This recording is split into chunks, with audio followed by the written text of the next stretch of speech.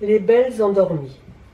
Quelque part en plein bocage, dans une presqu'île sur laquelle la lune promène ses rayons dorés, éclaboussant de son or la noirceur des grands pins aux racines déterrées, en équilibre précaire sur les rives fragilisées par l'érosion galopante, sommeille en ces heures nocturnes quelques ruches encloses derrière un grillage. Sur ces ensommeillés veillent deux poules indiennes qui, de leur bec aguerri, montent une garde redoutable contre de gourmands prédateurs qui n'ont de cesse de dévorer ces butineuses d'une surprenante activité aux heures diurnes.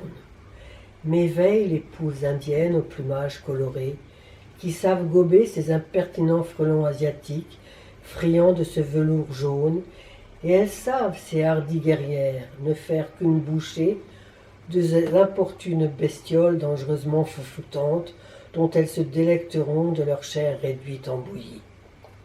Les abeilles peuvent dormir et la lune continuer d'inonder de son or les grands pins qui, eux, dans ce mondial conflit meurtrier, livrés à leur côté, n'ont guère de garde-fous. Rêve d'abeilles, ballet en un acte. Sur le gigantesque rideau de Seine figurent deux tigres bondissant en hommage à Salvatore Dali au-dessus d'un nuage d'abeilles de toutes teintes. À peine le temps de regarder cette représentation picturale que le rideau est remonté, doucement, sans pli, par un machiniste expert. Les spectateurs découvrent l'enfer et le paradis, symbolisés d'une part par les forges de Vulcain, d'autre part par une bucolite et vaste prairie. Cette dernière, qui occupe tout le centre de la Seine, est parsemée de fleurs et d'arbustes toutes saisons mélangées.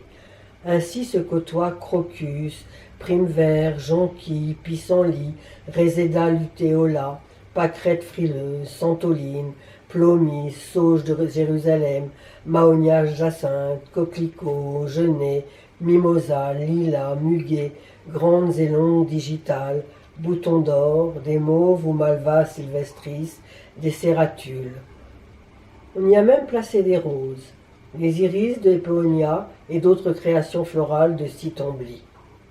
Sur le côté droit se dresse une forge dont des artisans activent divers feux à l'aide de soufflets manuels. Dans des pots, posés à même la flamme, de la pâte gémit en faisant de multiples bulles. Deux divinités antinomiques de couleurs diverses sont en train de parer le monde.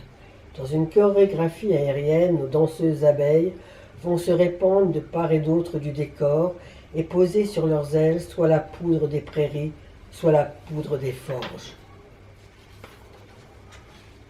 Les ailes et les corps de bon nombre vont s'iriser de pollen et prendre peu à peu la teinte de la fleur visitée.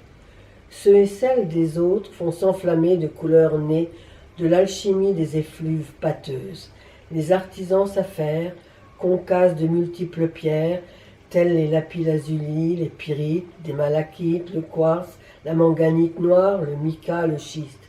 Ils versent des liquides sulfureux et malaxent des pâtes faites de feuilles, celles de l'indigotier, du curcuma, de la renouée, d'étamine, de jonquille, de gomme ou celles d'insectes comme celles provenant de la chair des femelles cochenilles.